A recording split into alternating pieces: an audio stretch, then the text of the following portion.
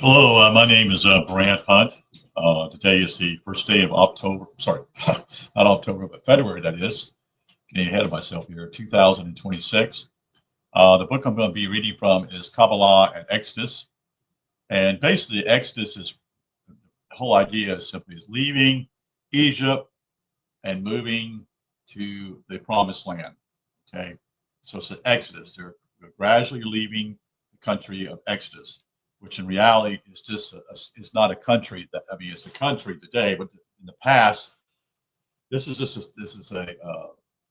a story, you see, but it has spiritual significance. That is, and it's from again from the same chapter, Exodus chapter 25. Although it's Exodus, it's also from the book. It's considered chapter 28 from Zeb ben Shimon Halevi. And so we're going to continue to read this particular short snippet tonight. Short chapter usually is. This is one of the books that he wrote. See it. He's written other books. We'll go through those also in the future, hopefully. And so let's begin, shall we?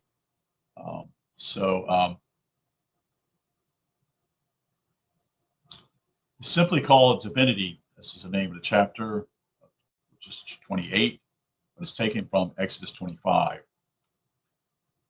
Just bear with me here. I'm waiting for it to give me a more readable text.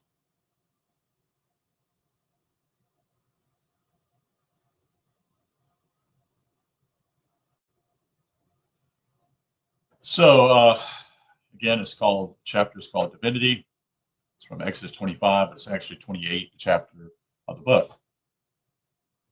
So the ninth verse of the 25th chapter of Exodus records God's word, quote, according to all that I have shewed thee, and he puts it in brackets, that is the creative world of ideas, in bracket, after the pattern of the tabernacle, and the pattern of all the instruments thereof, back into brackets, the formational world of shapes, in bracket, comma. Even so shall you make it, quote, in brackets, the world of action, in brackets. The next 6 chapters of the Exodus are concerned with an expository or exposition, I should say, of exactly how the operation is to be carried out. The human parallel is the sculptor who wills a creative idea to a design which he can execute as a solid work. Here is will. These are important here. Here is will. There are 4 aspects: creation, formation, and action. Thus, man, the image of the Creator, imitates God. I'll say it again. Thus, man, the image of the Creator, imitates God. In the divine instructions to Moses, everything had been worked out to the finest detail. Each element not only related to its neighbor, but to a larger unit, which is in turn fitted into a integrated scheme that expressed within its complexity, the unity of existence. To conceive, design, and build such a edifice required very exacting specifications, and these were given out accordingly to the process of manifestation. Thus, it was that the creation of the tabernacle does not begin with the outer overall plan, but the innermost and the smallest element. So this is interesting here. You're seeing that what's important here, the tabernacle or temple, is not revealing first the outer, the exterior, but it's actually more entangled, not entitled with what I would call dealing with the inner, which is what we're all. We are spirits, you see, in the material world.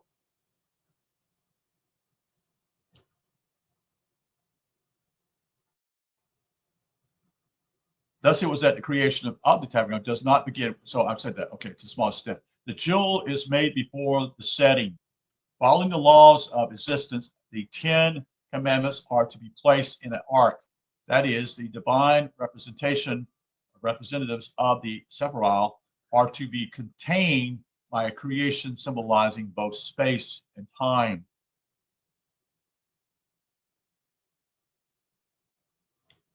The ark, which was, after the tablets of the law, the most sacred of objects, was to be an oblong chest, 2.5 by 1.5 by 1.5 cubits.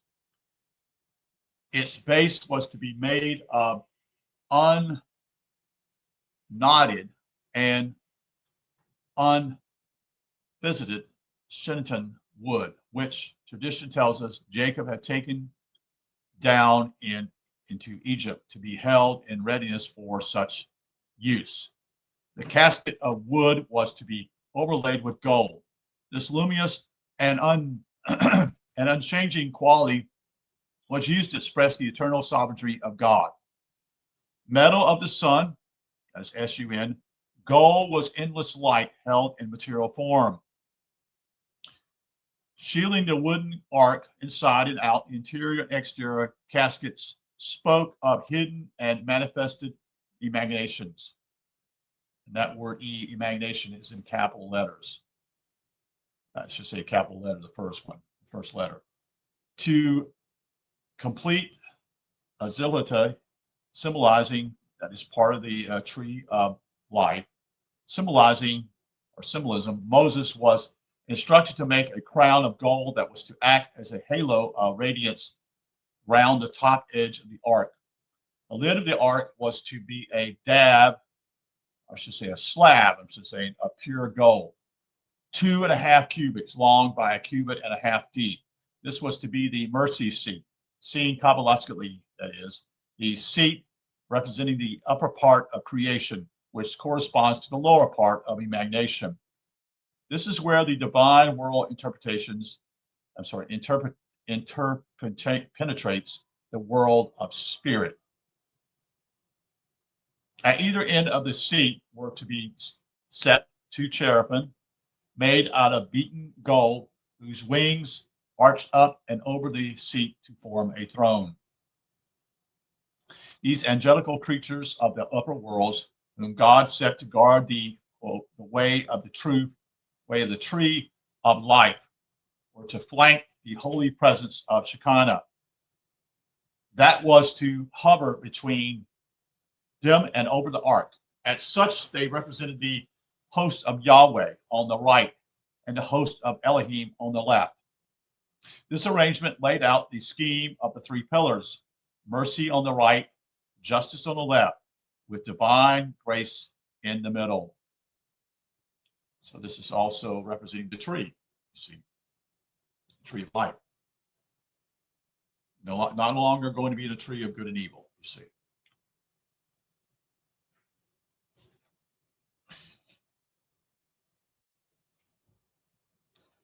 So Kabbalastically, that is, here are these 3 supernotes of creation, with the creator backed by the great spirits of Raziel, R-A-Z-I-E-L, and Zaphiel, Z-A-P-H-I-E-L. It was not without reason that the ark was called the throne of heaven. Later, it was to be covered with a drape of sky blue fabric when it was transported by the Levites. According to Fort Lord, the overall spread of the cherubim was 22 spans. This is the number of the letters in the Hebrew language. And it's also, this is something new. I just popped in my head here. So let's say this again. It was 22 spans. So now let's go back. I just shared maybe the last, not this one, but the last one. There are 22 chapters in Revelation. Okay.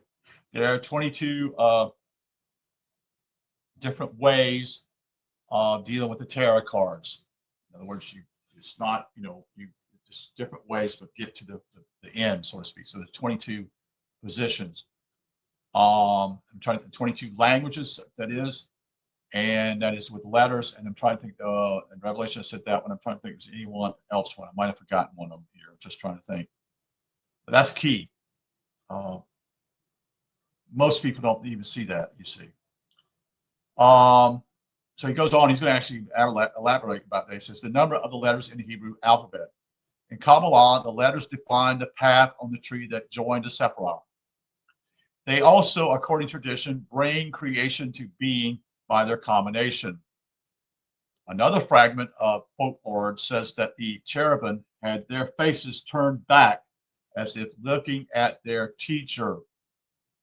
The Bible is more precise in that the text declares that their faces shall be set towards the mercy seat, where the Lord promotes, that is, to dwell and meet with Moses. The ark was to be the place where the divine reached down through the worlds to talk with man. In front of this earthly altar, an individual could address his maker, who was prepared to come out of absolute transcendence into the relevant universe so as to speak directly to a human being, quote, as a man speaks to his friend, end quote. Such an event had the most extraordinary implications for all mankind. Indeed, the ark would not only be the center of the tabernacle, the Israelite camp, that is, the surrounding nations, but the focus of creation as the divine commune with man. This is the opportunity for God to communicate with man. The image of God in the midst of existence. And again, these are little small chapters, so some people say, well, they're just like bite size, but I think there's a lot into these things. Again, I want to emphasize is that, again, the Exodus, people get caught up in the literal interpretation here of the Bible. And what most people think is simply is that the Israelites are leaving Egypt physically, literally, you see. But that's not what this is about. These are cleverly written for those who have eyes to see and ears to hear, you see. And the Exodus simply is you're moving away from what we call your body, yourself, so to speak, your physical nature, and you're moving to the area of going up the tree. The tree, you see. That is spiritual, you see. We need to be reminded that we're actually spirit anyway. Most people are not aware of that, or some people are, understand it, and we're trying, as I'm sharing with you about this particular book I'm reading, and with Phil Langdon, who's suggested certain books that I read, and so that's what I'm doing. I do this for my own self, but I also do it for others who have ears to hear. You see. So again, this is the first day of February 2026. I appreciate you being here, and hope that this has an effect upon your spirit itself to find divinity within yourself, you see. Okay, so I wish you a good night, and you take care, and we'll talk to you soon.